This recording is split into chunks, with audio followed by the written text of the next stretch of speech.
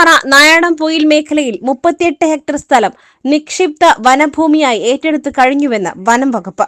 Revenue ഭൂമി വനം വകുപ്പ് ഏറ്റെടുത്തത് അംഗീകരിക്കില്ലെന്ന് ജനപ്രതിനിധികൾ.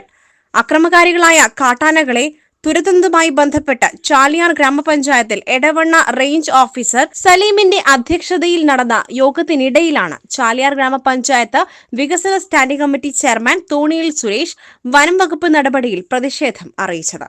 കുടിയേറ്റ കർഷകരും ആദിവാസികളും 70 വർഷത്തിലേറെയായി താമസിക്കുന്ന സ്ഥലത്തോട് ചേർന്ന് കിടക്കുന്ന റവന്യൂ ഭൂമിയാണ് വനം വകുപ്പ് നിലവിൽ നിക്ഷിപ്ത വനഭൂമിയായി വിജ്ഞാപനം ഇറക്കിയിരിക്കുന്നത്. ഇത് അംഗീകരിക്കില്ല, നിയമപരമായി നേരിടുമെന്നും തോണിയിൽ സുരേഷ് പറഞ്ഞു.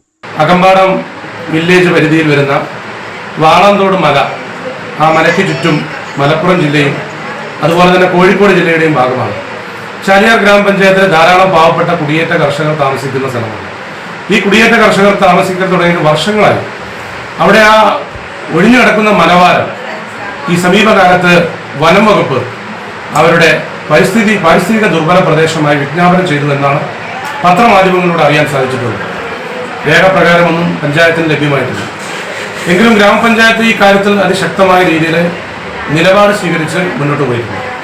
നമുക്കറിയാം, അവിടെ വനം വകുപ്പിന്റെ ഭൂമിയോ വനം വകുപ്പിന്റെ നിലവിലുള്ള ഭൂമിയുമായി ബന്ധപ്പെട്ടോ അല്ലെങ്കിൽ വനം വകുപ്പുമായി ചേർന്നോ ഒന്ന് നിൽക്കുന്ന സ്ഥലമാണ്.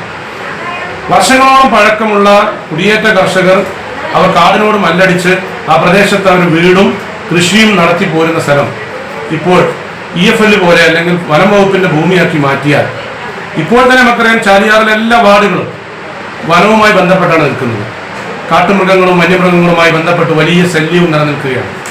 മാത്രമല്ല, സാധാരണക്കാരന്റെ ഉൽപ്പന്നങ്ങൾ ഉൽപ്പന്നങ്ങൾ കൊണ്ടുപോകാനും ഉണ്ടാക്കിയ ഉൽപ്പന്നങ്ങൾ മുറിക്കുന്നതിനും കഷ്ടപ്പെട്ടുണ്ടാക്കിയ ഭൂമി വിൽക്കുന്നതിനും ഒക്കെ വനം വകുപ്പിന്റെ അനുമതിയും അതുപോലെ തന്നെ ബന്ധപ്പെട്ട കാര്യങ്ങളും വലിയ സങ്കീർണത നിറഞ്ഞ രീതിയിൽ നിലനിൽക്കുകയാണ്. ആ ഘട്ടത്തിലാണ് ഇവിടെ വാളന്തോട് മല EFL ആയി പ്രഖ്യാപിച്ചിട്ടുള്ളത്. ഈ കാര്യത്തിൽ വനം വകുപ്പിന്റെ നിലപാട് ഈ ജനങ്ങളോടുള്ള ധിക്കാരവും ധാർഷ്ട്യവുമാണ് എന്നാണ് ഞങ്ങൾക്ക് പറയാനുള്ളത്. ഇത് ഗവൺമെന്റ് കണ്ണു തുറക്കണം, സംസ്ഥാന സർക്കാർ ഈ ഉത്തരവ് റദ്ദാക്കണം എന്നാണ് ഞങ്ങൾക്ക് പറയാനുള്ളത്. നിലവിൽ ഇത് വനം വകുപ്പിന്റെ ഭൂമിയാണെന്നും അതിനാൽ തന്നെ വനം വകുപ്പിന്റെ അനുമതി ഇല്ലാതെ ഈ സ്ഥലത്ത് പ്രവേശിച്ചാൽ കേസെടുക്കുമെന്നും ചടങ്ങിൽ എടവണ്ണ റേഞ്ച് ഓഫീസർ സലീം പറഞ്ഞു. വനം വകുപ്പ് നടപടി മലയോര കർഷകർക്കെതിരെയുള്ള ആസൂത്രിത നീക്കത്തിന്റെ ഭാഗമാണെന്ന് ചാലിയാർ പഞ്ചായത്ത് അംഗങ്ങളായ ഗ്രീഷ്മ പ്രവീൺ, ബീന ജോസഫ്, സിബി അമ്പാട്ട് എന്നിവർ പറഞ്ഞു. ഈ വനം വകുപ്പ് കർഷക വിരുദ്ധ നിലപാടാണ് സ്വീകരിച്ചുകൊണ്ടിരിക്കുന്നത്. അതിൻ്റെ ഏറ്റവും വലിയ ഉദാഹരണമാണ് ഇപ്പോൾ നമ്മുടെ കുരിശുമല EFL ആയി പ്രഖ്യാപിക്കാനുള്ള നടപടി അവർ സ്വീകരിച്ചത്. എന്ത് വില കൊടുത്തും അവിടത്തെയും ഇവിടത്തെയും ചാലിയാർ പഞ്ചായത്തിലെ മുഴുവൻ ജനങ്ങളും ഇതിനെ ഏകണ്ഠമായി പ്രതിരോധിക്കണമെന്നാണ് എനിക്ക് അഭിപ്രായം പറയാനുള്ളത്.